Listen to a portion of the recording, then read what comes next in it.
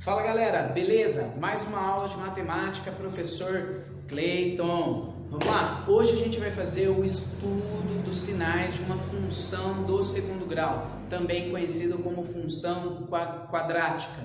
Não se esqueçam de assistir as aulas anteriores, tá? Onde eu também explico como estudar o sinal de uma função do primeiro grau, beleza? Vamos lá então?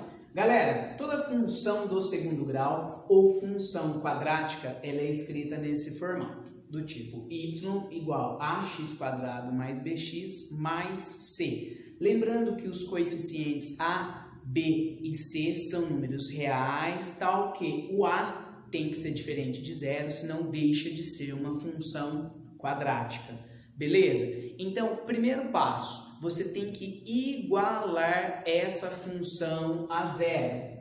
Então, o igualar a zero é verificar onde esta parábola, eu repito, uma função quadrática no plano cartesiano é representada por uma parábola. Lembrando lá da equação do segundo grau. Então, igualei a zero, primeiro passo. Segundo passo, eu vou resolver essa equação do segundo grau. Se você vai resolver utilizando a fórmula de Bhaskara, ou se você vai resolver usando a soma e o produto das raízes, tanto faz. É indiferente, beleza? Então, o primeiro passo, igualar a zero, essa função na verdade, aí já uma equação do segundo grau. O segundo passo, resolver a bendita seja, beleza? Bom, resolvendo essa equação do segundo grau, você cai em 6 casos possíveis, tá? Eu separei esses 6 casos aqui ao lado, beleza? Então, ó, o primeiro caso é quando a concavidade da parábola é voltada para cima. Quem determina a concavidade da parábola é o coeficiente A, beleza? Quantas vezes essa parábola vai cortar o eixo x, quem determina é o discriminante da função, também conhecido como delta. Então, no primeiro caso, se você tem o A maior do que zero, beleza? E o delta também maior do que zero, você tem essa característica de parábola, essa característica da função do segundo grau, beleza? Lembrando da aula anterior sobre função do primeiro grau, guarde isso. Acima do eixo x, positivo. Abaixo do eixo x, negativo. Então, no nosso caso, no primeiro caso, melhor dizendo, a gente tem antes da raiz, x' ou x1, positivo.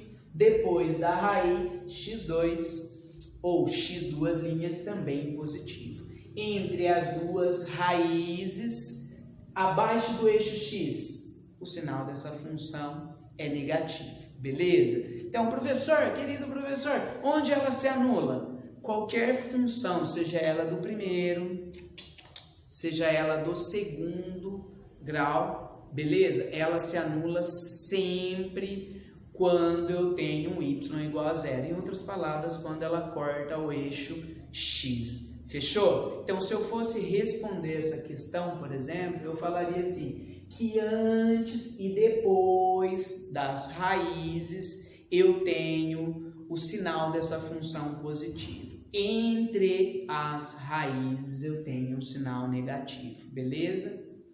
Segundo caso, quando eu tenho a concavidade voltada para baixo, quem determina concavidade para cima, concavidade para baixo é o coeficiente A. Então, se o A é um número negativo, eu tenho concavidade voltada para baixo.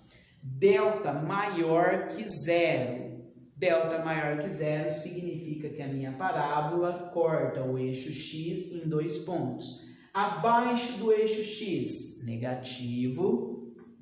Acima do eixo x, positivo. E ela, mais uma vez, se anula onde ela corta o eixo x. Beleza? Neste caso, eu teria antes e depois das raízes o sinal dessa função negativo.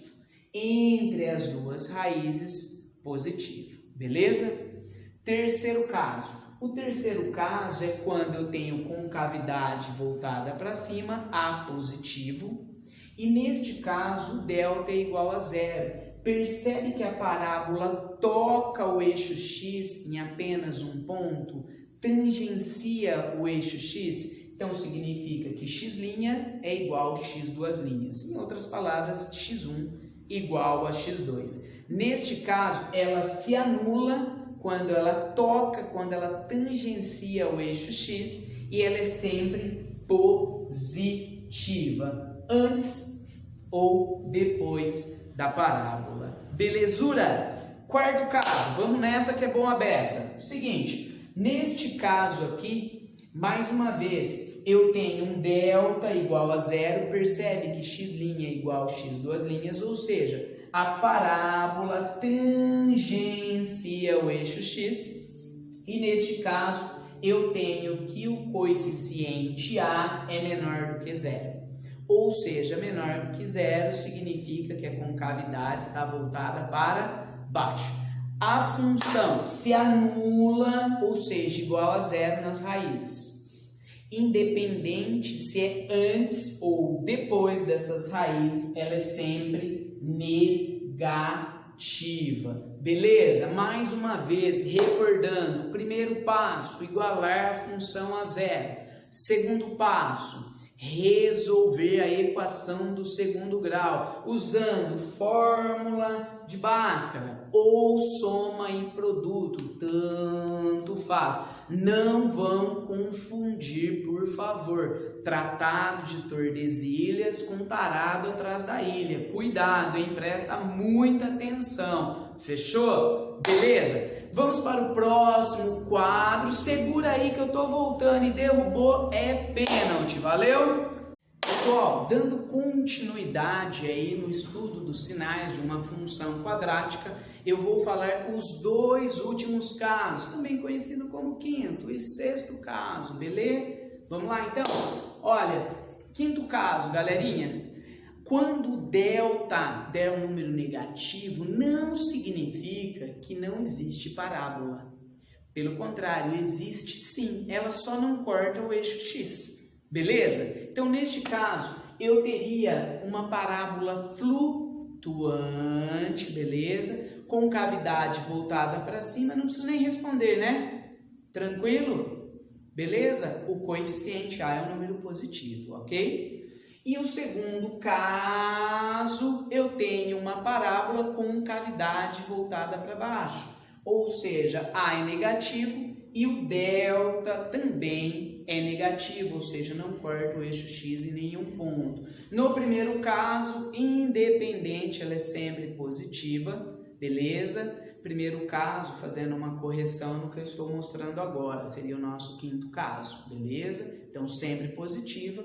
E no último caso, sempre negativa. Beleza, pessoal? Bom, eu espero ter contribuído aí com a discussão aí do sinal de uma função quadrática. Peço por gentileza que se inscrevam aí no canal para dar uma força para o nosso trabalho. E eu trouxe uma pessoa especial para essa aula, uma pessoa que vem acompanhando as minhas aulas, e eu vou pegar ele agora para mostrar para vocês, beleza? Olha ele aqui, ó. Esse aqui é meu mascote de todos os dias, meu companheiro. Veio prestigiar mais uma aula de matemática. É ou não é, Marco? Lógico, né, Creio? Tô assistindo sua aula, né, cara? Legal. Leve para sua vida, queridão. Beleza, pessoas? Grande abraço. É nóis. Valeu.